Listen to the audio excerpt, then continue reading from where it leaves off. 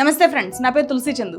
ఇది October month. దీన్నే pink month అంటారు. అలా ఎందుకంటారో మీకు తెలిస్తే కామెంట్ చేయండి, నేను కాసేపటి తర్వాత చెప్తాను. పింక్ మంత్ గురించి ఖచ్చితంగా ప్రతి ఒక్కరూ తెలుసుకోవాలి, మాట్లాడుకోవాలి, అందరికీ కూడా స్ప్రెడ్ చేయాలి. నేను మెయిన్ స్ట్రీమ్ మీడియాలో చాలా కాలం పనిచేశాను, కానీ చాలా తక్కువ కాలము ఒక న్యూస్ పేపర్కి హెల్త్ బీట్ రిపోర్టర్గా వర్క్ చేశాను. ఆ టైంలో హైదరాబాద్లో ఉండే చాలా పెద్ద పెద్ద హాస్పిటల్స్కి వెళ్ళి చాలా స్టోరీస్ చేశాను నేను. అట్లా ఒకసారి నేను Indo American hospital, Basavatarakam cancer హాస్పిటల్కి వెళ్ళాను. అక్కడ చాలా మంది బ్రెస్ట్ క్యాన్సర్తో బాధపడే మహిళల్ని నేను కలిశాను. వాళ్ళతో చాలా ఎక్కువగా మాట్లాడేదాన్ని. సో ఎక్కువ మంది ఆంధ్రప్రదేశ్, తెలంగాణ జిల్లాల నుంచి, రూరల్ ఏరియాస్ నుంచి వచ్చిన మహిళల్ని నేను కలిశాను వాళ్ళ స్టోరీ చేయడం కోసము. వాళ్ళలో కొంతమందికి బ్రెస్ట్ తీసేయాలి క్యాన్సర్ కారణంగా అని చెప్పి డాక్టర్స్ చెప్పారు. వాళ్ళంతా కూడా అప్పుడే అరౌండ్ 40 ఏజ్ అలా ఉండేవాళ్ళు. సో అలాంటి వాళ్ళ ఇంటర్వ్యూలు తీసుకుంటుంటే వాళ్ళలో చాలా మంది ఎక్స్ప్రెస్ చేసిన భయం ఏంటి అంటే, వాళ్ళ బ్రెస్ట్ రొమ్ములు తీసేస్తే ఇక ఆడవాళ్ళుగా వాళ్ళని ఎవరు గుర్తించరేమో, భర్తకు దూరం అయిపోవాల్సి వస్తుందేమో, సెక్షువల్ లైఫ్ వాళ్ళకి ఇంకా ఉండదేమో, కాపురాలు ఏమైపోతాయో, భర్త రెండో పెళ్లి చేసుకుంటాడేమో, ఆమెను వదిలేస్తాడేమో, ఇలాంటి భయాలు చాలా మంది ఎక్స్ప్రెస్ చేశారు. చాలా బాధగా అనిపించింది. అంటే జబ్బు కంటే ఎక్కువగా ఈ భయము వాళ్ళని ఎంత మానసికంగా కుంగదీస్తుంది కదా అని చెప్పి. ఇలాంటి సోషల్ స్టిగ్మా ఉంది కాబట్టి మన దేశంలో 60% కేసులు, 60% బ్రెస్ట్ క్యాన్సర్ కేసులు స్టేజ్ 3, స్టేజ్ 4లో మాత్రమే బయటపడుతున్నాయి. దీనివల్లే మన దేశంలో ఎవ్రీ ఇయర్ 1,00,000 మంది దాకా మహిళలు బ్రెస్ట్ క్యాన్సర్తో చనిపోతున్నారు. సరైన టైంలో ట్రీట్మెంట్ తీసుకోకుండా భయపడి అలా ఉండిపోవడం వల్లనే ఎక్కువ మంది చనిపోతున్నారు అనేది ఇక్కడ ఒక భయంకరమైన వాస్తవం. ఇక నేను ఫరీదా అనే ఒక ఉమెన్ కథ మీకు చెప్తాను. బెంగళూరుకు చెందిన ఈ ఫరీదా రిజ్వాన్ 1996లో తన పాపకు బ్రెస్ట్ ఫీడింగ్ చేస్తున్నప్పుడు ఆమె తన చేత్తో టచ్ చేసుకున్నప్పుడు ఒక గడ్డ తగిలింది ఆమెకి. అప్పుడు ఆమె రియలైజ్ అయింది అది ఏంటో తెలుసుకోవాలి అని చెప్పి. So I decided to consult a doctor, went for a biopsy. Breast cancer కి గురై స్టేజ్ 3లో ఉంది. అది చాలా పెద్ద షాకింగ్ విషయం ఏ ఉమెన్ కైనా సరే. సో అప్పటికి ఆమెకి ఒక బాబు ఉన్నాడు, పెద్ద బాబు, 11 నెలల పాప ఉంది. ఆమె ఫ్యామిలీ హిస్టరీలో క్యాన్సర్ ఉంది. తండ్రికి ఆల్రెడీ క్యాన్సరు, చెల్లికి కూడా క్యాన్సరు, ఫరీదాకి క్యాన్సరు అని చెప్పి తెలిసిన తర్వాత ఆమెని భర్త వదిలేశాడు, పట్టించుకోవడం మానేశాడు. సో అలాంటి కండిషన్ లో ఒక ఉమెన్ ఏం చేయగలుగుతుంది?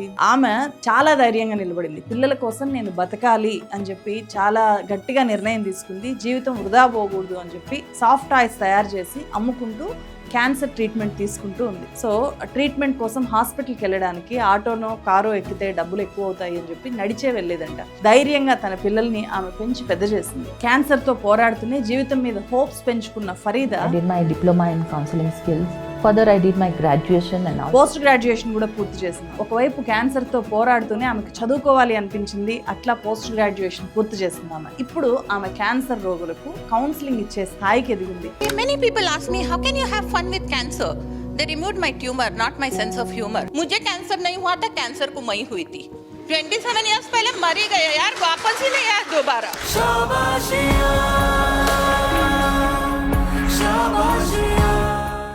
కానీ మన దేశంలో అందరూ ఫరీదా లాగా క్యాన్సర్తో పోరాడి గెలవట్లేదు. ఇండియాలో వచ్చే 10 ఏళ్లలో ఏడాదికి కొత్తగా 50,000 మందికి బ్రెస్ట్ క్యాన్సర్ సోకుతుంది అని చెప్పి నేచర్ జర్నల్ రిలీజ్ చేసిన కొత్త రిపోర్ట్ చెప్తుంది. రోగులు పెరిగే కొద్దీ భారత్ మీద ఆర్థిక భారం కూడా పెరిగిపోతూ ఉంటుంది. 2021లో బ్రెస్ట్ క్యాన్సర్ రోగుల చికిత్సకు 800 కోట్ల రూపాయలు ఖర్చు అయితే 2030 నాటి 1955 కోట్లు ఖర్చు అవుతుంది అని అంచనా వేస్తున్నారు. అంటే మోర్ దాన్ డబుల్ ఖర్చు అవుతుంది.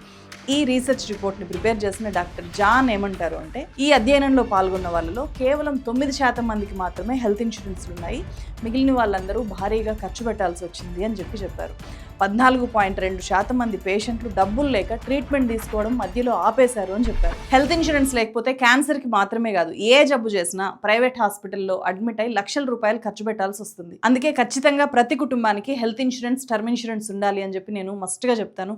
ఇప్పుడు ఎక్కువ మంది star health insurance, access max life insurance prefer చేస్తున్నారు. స్టార్ హెల్త్ ఇన్సూరెన్స్ అయితే రోజుకు 12 రూపాయలు తక్కువ ప్రీమియంతోనే తీసుకోవచ్చు. 850+ బ్రాంచెస్, 4,000+ నెట్వర్క్ హాస్పిటల్స్ ఉన్నాయి. 3 గంటల్లోనే 97% 100% క్యాష్లెస్ ఫైనల్ అప్రూవల్స్ ఇస్తున్నారు. ఇప్పటిదాకా 1 కోటికి పైగా క్లైమ్స్ ని సెటిల్ చేసిన కంపెనీగా స్టార్ హెల్త్ కి ఒక ఇమేజ్ కూడా ఉంది. అలాగే నెలకు 578 రూపాయల ప్రీమియంతోనే 1 కోటికి పైగా లైఫ్ కవరేజ్ ఇచ్చే access max life term insurance కూడా తీసుకోవచ్చు. ప్రీమియం మీ ఏజ్ ని బట్టి మారిపోతూ ఉంటుంది. ఎర్లీగా తీసుకుంటే ప్రీమియం తగ్గుతుంది. 99.7% claim settlement ratio max life కు ఉంది. వీళ్ళు కూడా 3 గంటల్లో క్లైమ్ సెటిల్మెంట్ చేస్తారు. 64 క్రిటికల్ అనారోగ్య సమస్యలు ఉన్నా కూడా ఇన్సూరెన్స్ కింద కవరేజ్ చేస్తున్నారు. ఈ పాలసీస్ ని ఆన్లైన్ లో తీసుకుంటే కనుక ఫస్ట్ ఇయర్ ప్రీమియం మీద అప్ టు 15% దాకా డిస్కౌంట్ ఉంటుంది. 54,600 రూపీస్ ట్యాక్స్ బెనిఫిట్ వర్తిస్తుంది. నేను డిస్క్రిప్షన్ లో కామెంట్ సెక్షన్ లో వీటి లింక్స్ ఇచ్చాను. మీరు ఇప్పటిదాకా టర్మ్ ఇన్సూరెన్స్ హెల్త్ ఇన్సూరెన్స్ తీసుకోకపోతే మస్ట్ గా చెక్ చేయండి. మళ్ళీ మనం వీడియోలోకి వెళ్దాం. క్యాన్సర్స్ అన్నిటి గురించి నేను గతంలో చేసిన వీడియో ఉంది, కావాలంటే ఒకసారి చూడండి. వాటన్నిటిలోకి నేను ఈ వీడియోలో వెళ్ళట్లేదు, కేవలం బ్రెస్ట్ క్యాన్సర్ కి మాత్రమే పరిమితం అవుతున్నాను. ఈ బ్రెస్ట్ క్యాన్సర్ ఉమెన్ లో చాలా కామన్, మెన్ లో కూడా రేర్ గా వస్తుంది. ఈ బ్రెస్ట్ క్యాన్సర్ మీద అవేర్నెస్ పెంచడానికి ఎవ్రీ ఇయర్ అక్టోబర్ నెలని పింక్ మంత్ అని చెప్పి వరల్డ్ వైడ్ గా సెలబ్రేట్ చేస్తున్నారు. బ్రెస్ట్ క్యాన్సర్ గురించి ఇప్పటిదాకా ఏమీ తెలియని వాళ్ళకి కూడా ఈ వీడియోలో అవగాహన కలిగించడానికి నేను ట్రై చేస్తాను. సో ఈ వీడియో ఎక్కువ మందికి చేరాలి అంటే మీరు చేసే లైక్ చాలా ఇంపార్టెంట్. ఖచ్చితంగా ఈ వీడియోని లైక్ చేయండి. మన ఛానల్ ఇప్పటిదాకా సబ్స్క్రైబ్ చేయకపోతే వెంటనే ఇప్పుడే సబ్స్క్రైబ్ చేయండి. ఇండియన్ ఉమెన్ లో ఎక్కువగా వచ్చే క్యాన్సర్స్ లో ఈ బ్రెస్ట్ క్యాన్సర్ టాప్ లో ఉంది. ప్రతి 4 నిమిషాలకి ఒక మహిళని ఈ బ్రెస్ట్ క్యాన్సర్ అటాక్ చేస్తుంది. World health organization WHO report ప్రకారం 2022లో మన దేశంలో 1,92,020 మందికి బ్రెస్ట్ క్యాన్సర్ డిటెక్ట్ అయింది. ఈ రొమ్ము క్యాన్సర్ మరణాల్లో ప్రపంచంలోనే ఇండియా టాప్లో ఉంది. 2022లోనే 98,337 మంది, అంటే ఆల్మోస్ట్ 1,00,000 మంది మహిళలు దీంతో చనిపోయారు. ముఖ్యంగా ఈ క్యాన్సర్ మీద అవగాహన లేకపోవడము, ఎర్లీ డిటెక్షన్ లేకపోవడం, అంటే స్టేజ్ 3లోనో స్టేజ్ 4లోనో తెలియడం వల్లనే మన దేశంలో బ్రెస్ట్ క్యాన్సర్ మరణాలు ఈ స్థాయిలో ఉన్నాయి. ఈ అవేర్నెస్ పెంచడం కోసమే అంతర్జాతీయ స్థాయిలో WHOతో పాటు రకరకాల ఆర్గనైజేషన్స్, అలాగే హెల్త్ ఎక్స్పర్ట్స్, క్యాన్సర్ సర్వైవర్స్, వాళ్ళ కుటుంబాలందరూ పింక్ ర్యాలీలు తీస్తూ ఉంటారు. ఈ ఏడాది every story is unique, every journey matters అనే థీమ్తో ఈ అవేర్నెస్ క్యాంపెయిన్ జరుగుతోంది. ఈ మధ్య హైదరాబాద్లో కూడా ఈ పింక్ ర్యాలీ చాలా పెద్ద ర్యాలీ జరిగింది. Brought together thousands of participants, citizens, fitness enthusiasts. Healthy world is a happy world and happy world is a productive world. पिछली बार मैं इधर फर्स्ट था पिंक पावर रन में. वेरी गुड, नेक्स्ट ईयर भी होगा तो फिर से आएंगे. Cancer survivors to spread awareness about breast cancer and the life-saving power of early detection. So that's our main motivation behind the Pink Power Run. And thank you Hyderabad.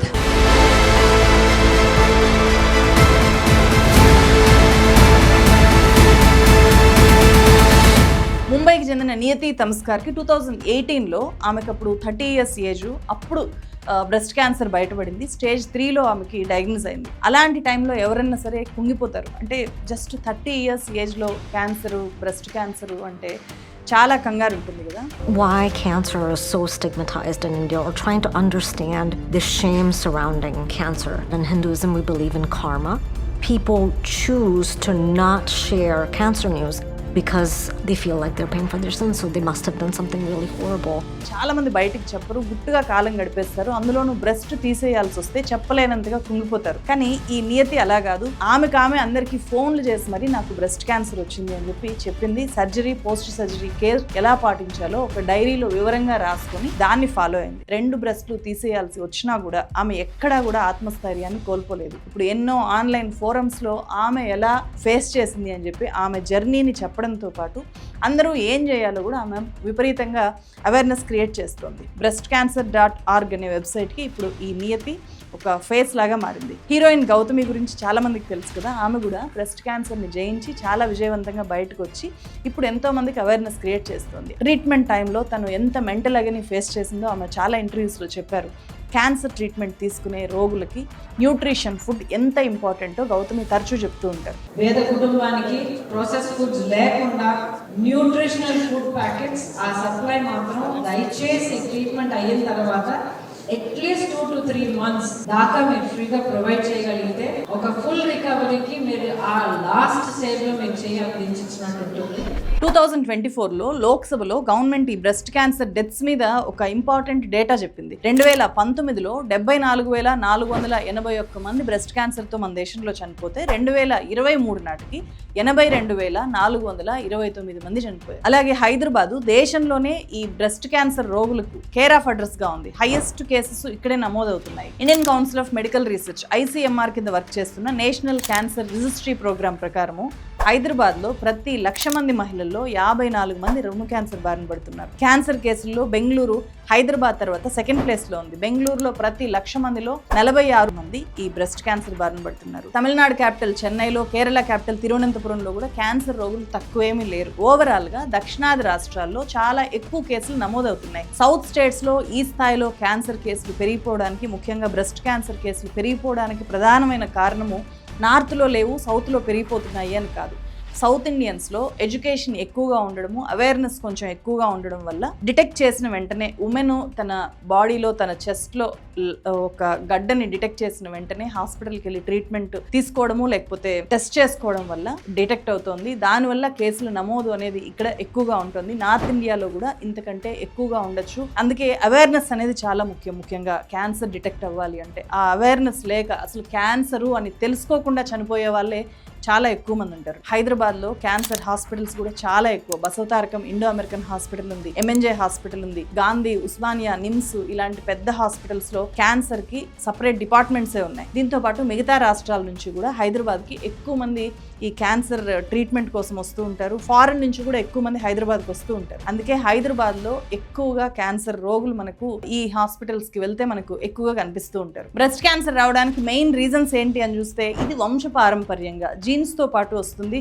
అలాగే ఊబకాయం వల్ల కూడా వస్తుంది. గంటలు గంటలు కూర్చొని పనిచేయడం వల్ల, బాడీ కదిలించకపోవడం వల్ల కూడా వచ్చే ఛాన్స్ ఉంటుంది. ప్రాసెస్డ్ ఫుడ్ తీసుకోవడం వల్ల వస్తుంది. Alcohol, cigarette smoking, early puberty, late menopause, late వయసులో పిల్లల్ని కనడము, పిల్లలకి పాలు ఇవ్వకపోవడము, ఇలాంటి కారణాలన్నీ కూడా బ్రెస్ట్ క్యాన్సర్ రిస్క్ ని పెంచేస్తున్నాయి అని చెప్పి డాక్టర్స్ చెప్తున్నారు. పిల్లలు పుట్టని వాళ్ళకి ఎక్కువ రిస్క్ అవుతుందండి బ్రెస్ట్ క్యాన్సర్స్ కి. పిల్లలు పుట్టకుండా చాలా ఏండ్లు ఉండడం వల్ల హార్మోన్స్ చేంజెస్ అవ్వడం, దాని వల్ల బ్రెస్ట్ క్యాన్సర్ వచ్చే అవకాశాలు ఇంకా పెరుగుతాయి. పిల్లలు పుట్టాక వాళ్ళకి బ్రెస్ట్ ఫీడింగ్ ఇవ్వడం వల్ల బ్రెస్ట్ క్యాన్సర్ కి వచ్చే రిస్క్ ని తగ్గించుకోవచ్చు. మన దేశంలో చాలా ఎక్కువగా బ్రెస్ట్ క్యాన్సర్ కేసులు నమోదవడం వెనుక 5 ఛాలెంజెస్ ఉన్నాయి. వాటిని మనం ఓవర్కమ్ చేసినప్పుడు ఈ కేసుల్ని తగ్గించగలుగుతాము. ఆ 5లో మొట్టమొదటిది మహిళల్లో ఉండే భయం. క్యాన్సర్ అంటేనే ఎలాంటి వాళ్ళైనా సరే కుంగిపోతారు. అట్లాంటిది బ్రెస్ట్ క్యాన్సర్ అంటే మహిళలకి ఇంకా చాలా ఎక్కువ భయంగా ఉంటుంది. అమ్మాయిలంటేనే అందము అనేలాగా మనల్ని పెంచి పెద్ద చేస్తూ ఉంటారు. బ్రెస్ట్ ఎంత బాగుంటే అంత అందంగా ఉంటుంది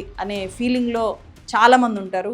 ఇటు అబ్బాయిలు ఉంటారు, అమ్మాయిలు ఉంటారు. అందువల్ల అలాంటి రొమ్ముల్లో గడ్డలు కనిపించినా పెద్దగా పట్టించుకోరు. అది చాలా సాధారణము అని చెప్పి ఫీల్ అవుతారు. ఎప్పటికప్పుడు చెక్ చేసుకోవాలి అనే స్పృహ అస్సలు ఉండదు. ఈ స్పృహ పెంచడానికే నేను ఇన్స్టాగ్రామ్లో దీని గురించి రీసెర్చ్ చేస్తున్నప్పుడు ఒక బ్యూటిఫుల్ వీడియో కనిపించింది. అది ఒక్కసారి ఇక్కడ ప్లే చేస్తాను. చాలా తక్కువ టైమే ప్లే చేయగలుగుతాను, కమ్యూనిటీ గైడ్ లైన్స్ రావచ్చు.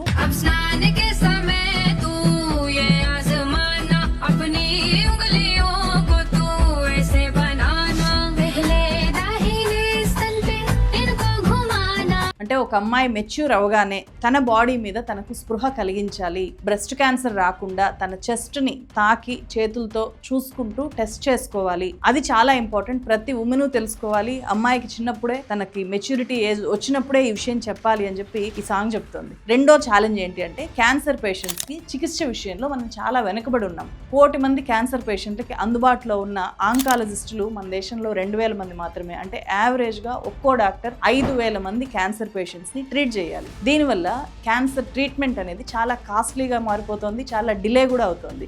డెత్స్ పెరిగిపోవడానికి ఇది కూడా ఒక కారణం. అడ్వాన్స్ ట్రీట్మెంట్స్ వచ్చినా కూడా దేశ జనాభాలో 26% మందికి మాత్రమే కీమో, రేడియోథెరపీ లాంటివి, సర్జరీ లాంటివి అందుబాటులో ఉన్నాయి. మిగిలిన వాళ్ళకి కనీసం అందుబాటులో కూడా లేవు. ఇంకా డెత్ రేట్స్ పెరగడానికి 3వ కారణం క్యాన్సర్ ట్రీట్మెంట్ చాలా కాస్ట్లీ.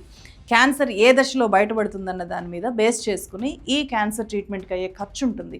రొమ్ము క్యాన్సర్ ట్రీట్మెంట్కి 1,00,000 రూపాయల నుంచి 10 లక్షల వరకు ఖర్చు అవుతుంది అనేది ఒక అంచనా. ఆస్తులు కూడా అమ్ముకుంటారు కొంతమంది. ఎర్లీ స్టేజ్లో డయాగ్నోస్ అయితే కనుక ఖర్చు తగ్గొచ్చు. అందుకే 40 ఏళ్ళ పైబడ్డ ప్రతి ఉమెన్ కూడా క్యాన్సర్ గడ్డలను గుర్తించే మ్యామోగ్రామ్ అంటారు ఆ టెస్ట్ పేరు. సో మ్యామోగ్రామ్ టెస్ట్ ప్రతి సంవత్సరము చేయించుకోవాలి అని చెప్పి డాక్టర్స్ చాలా స్ట్రాంగ్గా చెప్తున్నారు. 4th ఛాలెంజ్ మన లైఫ్ స్టైల్.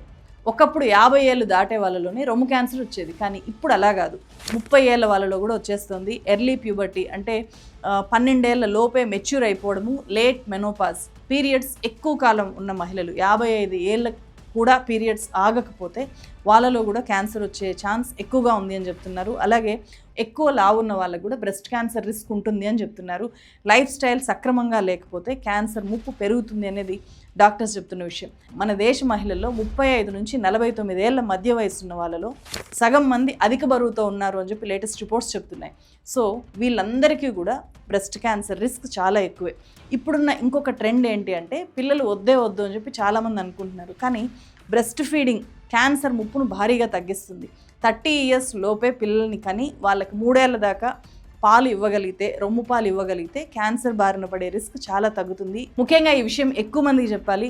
బిడ్డకు రొమ్ము పాలు ఇవ్వడం ద్వారా బిడ్డకు చాలా మంచిది, అలాగే తల్లికి కూడా క్యాన్సర్ రిస్క్ చాలా తప్పించుకునే అవకాశం ఉంటుంది. ముఖ్యమైన 5వ ఛాలెంజ్ ఏంటి అంటే పట్టణాలు పల్లెల మధ్య ఈ ట్రీట్మెంట్ విషయంలో ఉండే తేడాలు. మన దేశంలో క్యాన్సర్ ట్రీట్మెంట్కి సంబంధించిన ఫెసిలిటీస్ అర్బన్ సెంటర్స్లో పెద్ద నగరాల్లో మాత్రమే ఉన్నాయి. మ్యామోగ్రామ్ లాంటి ఒక సాధారణ పరీక్షలు చేయించుకునే అవకాశము మెజారిటీ గ్రామీణ మహిళలకు మన దేశంలో లేదు.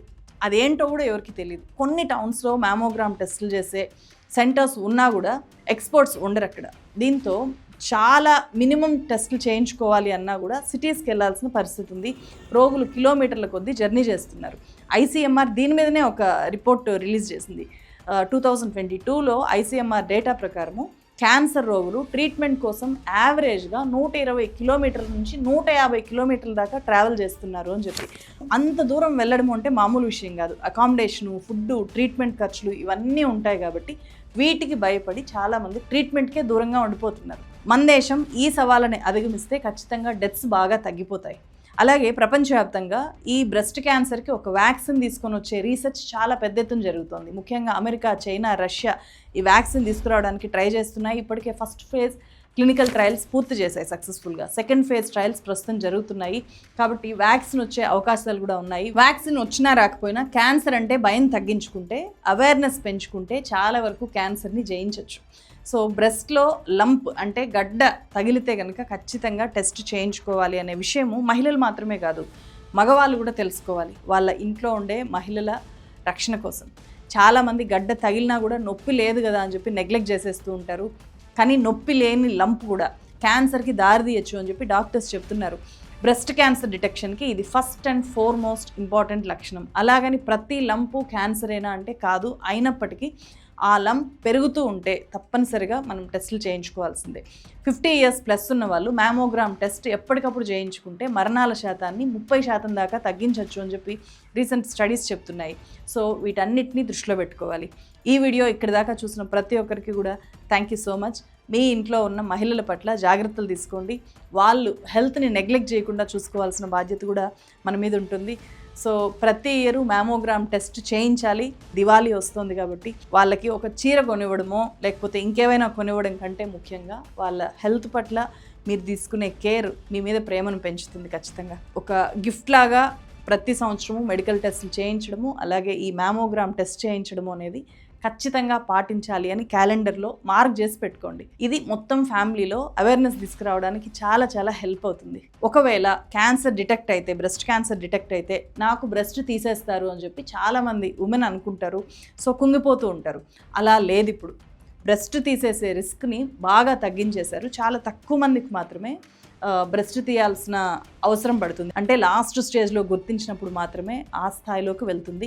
అందుకే ఎర్లీ డిటెక్షన్ అనేది చాలా ఇంపార్టెంట్. సో ఈ వీడియో బ్రెస్ట్ క్యాన్సర్ మీద మీకు ఎంతో కొంత అవగాహన కల్పించింది అని నేను అనుకుంటున్నాను. అలా మీకు కూడా అనిపిస్తే మీ చుట్టూ ఉండే వాళ్ళకు ఇది ఖచ్చితంగా షేర్ చేయండి. మీ ఫ్యామిలీ గ్రూప్స్లో మస్ట్గా షేర్ చేయండి. నేను ఈ వీడియోలో చెప్పిన విధంగా మీరు ఇప్పటిదాకా health insurance and term insurance తీసుకోకపోతే నేను డిస్క్రిప్షన్లో కామెంట్ సెక్షన్లో ఇచ్చిన లింక్ని క్లిక్ చేసి తీసుకోవచ్చు. ఆన్లైన్లో ఇవి తీసుకోవడం వల్ల అప్ టు 15% దాకా డిస్కౌంట్తో మనం తీసుకోవచ్చు. మరో వీడియోతో మళ్ళీ కలుస్తాను. Thank you so much.